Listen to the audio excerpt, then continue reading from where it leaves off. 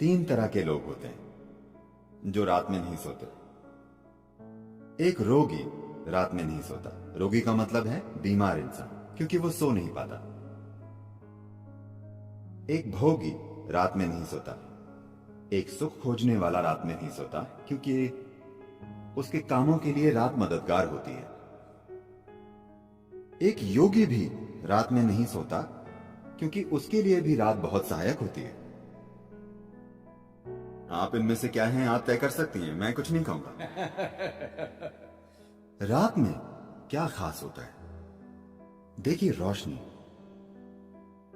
हमारे लिए रोशनी इसलिए कीमती है क्योंकि हमारी आंखें एक खास तरह से बनी हुई हैं। रोशनी आपको हर चीज अलग अलग करके दिखाती है। देखिए, अभी क्योंकि यहां रोशनी है, मैं इस इंसान को, इस इंसान को, इस इंसान को, इस इंसान को देख सकता हूं। मान लीजिए लाइट चली गई और अंधेरा हो गया, मैं बस लोगों के झुंड को देख पाऊंगा। मैं इस इंसान को, इस इंसान को, इस इंसान को नहीं देख पाऊंगा। तो रात में कुछ ऐसा है कि रात में सीमाएं थोड़ी धुंधली हो जाती है।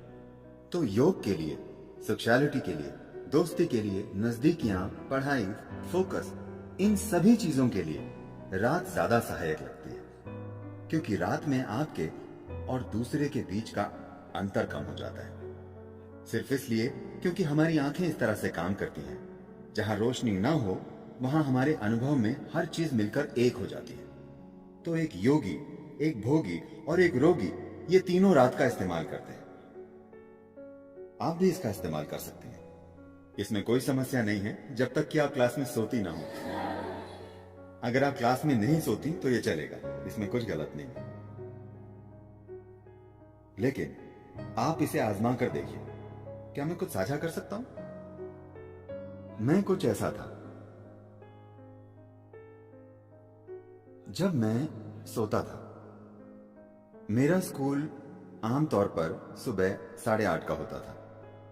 6:45 से मेरी माँ और मेरी बहनें मुझे जगाना शुरू कर देती थी। बहुत सी चीजें करनी पड़ती थी। वे मुझे बिस्तर पर उठाकर बैठा देती थी। वे आकर मेरी बाह मरोड़ती थी, ये करती थी, वो करती थी। मेरी माँ ये नरमी से करती थी, मेरी बहनें सख्ती से करती थी। फिर वे मुझे खींचती थी और मेरी माँ टूथब्रश में टूथपेस्ट लाकर मुझे दे देती थी। मैं उसे मुंह में लगाकर सो जाता था। वे मेरे कपड़े लाकर देती थी और कहती थी, नहाने जाओ, टाइम हो गया है। मैं बाथरूम के अंदर जाता और सो जाता। अगर कोई मुझे ना उठाए तो मैं दिन में 1-2 बजे तक एक पत्थर की तरह सोता था। जागकर करवटें नहीं बदलता था, बस मुर्दे की तरह। लेकिन मैंने 12 साल की उम्र में योग करना शुरू किया। शायद 8 या 9 महीनों के बाद, उसके बाद चाहे जिस भी जगह पर होने पर, चाहे कहीं भी होने पर, चाहे जो टाइम जोन हो, रोज मैं अलग टाइम जोन में होता हूं, लेकिन मैं सुबह 3:35, 3:40 पर जाग जाता हूं, क्योंकि उस वक्त प्रकृति में कुछ बदलाव होते हैं। मेरा शरीर बस जाग जाता है। अगर मैं चाहूं, मैं उठकर जो करना चाहूं कर सकता हूं। अगर मैं ना चाहूं तो मैं थोड़ा और सो सकता हूं, लेकिन शरीर हमेशा जाग जाता है। तो आपको सिस्टम में थोड़ी संवेदनशीलता लानी होती है। देखिए, आप इस धरती के अंश हैं, हाँ या ना? कोई इंसान अपने बारे में कुछ भी बकवास सोचे, लेकिन हम सब इस धरती से पॉपअप हुए हैं। आपने कंप्यूटर स्क्रीन पर पॉपअप देखे? पॉप अप, हाँ? आप बस पॉपअप हैं। आप गायब हो जाएंगे। आपको विश्वास नहीं होता कि आप चले जाएंगे। हाँ, मैं चला जाऊंगा? हाँ, वे सारे चतुर लोग, अनगिनत लोग जो इस धरती पर आपसे और मुझसे पहले घूमते थे, वे अब कहां हैं? नामो निशान नहीं, सब मिट्टी हो गए। क्या ऐसा नहीं है? क्या वे पॉपअप नहीं थे? क्या आप पॉपअप नहीं है?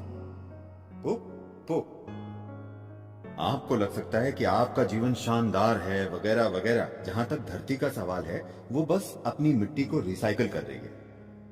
आपको उछालती है और फिर वापस खींच लेती है, उछालती है और फिर खींच लेती है। तो इस जरा से पॉपअप में अहम चीज और सबसे अहम चीज ये है कि आप अपने भीतर संवेदनशीलता लाएं। ऐसी संवेदनशीलता कि जीवन का हर आयाम आपके अनुभव में आ जाए।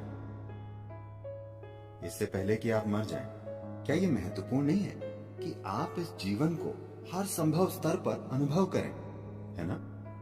है ना? अनुभव का मतलब है लोग सोचते हैं हमें हर दिन पार्टी करना है। नहीं नहीं, एक ही चीज आप कितनी बार करेंगे? इंसान के जीवन में खोजने के लिए बहुत कुछ है। आपको संवेदनशील होना होगा। संवेदनशील से मेरा मतलब है, क्योंकि इस शब्द का एक गलत तरीके से इस्तेमाल किया जाता है।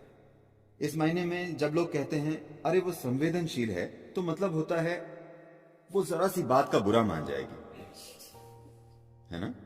आपके जीवन का संवेदनशील होना और आपके अहम का संवेदनशील होना दो अलग चीजें। जीवन के संवेदनशील होने का मतलब है कि अगर आप इस हॉल में आते हैं तो आप यहाँ मौजूद हर चीज का अनुभव करते हैं, आपसे कुछ नहीं चुकता। अगर आप बाहर जाते हैं तो आप किसी चीज से नहीं चुकते। जीवन के हर आयाम को आपके अनुभव में आना चाहिए। तो संवेदनशीलता विकसित करने का मतलब है कि अगर आप अपनी आंखें बंद करें तो आप जान जाएं कि चांद अभी किस अवस्था में है, क्योंकि ये सब आपके शरीर में हो रहा है। हर दिन ये आपके सिस्टम में जाहिर हो रहा है। Every day it is playing in your system.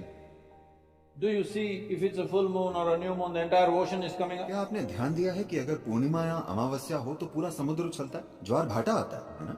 आप कभी समुद्र तट पर गए या नहीं जाते? आप जाते हैं, लहरें उठती हैं। Yes.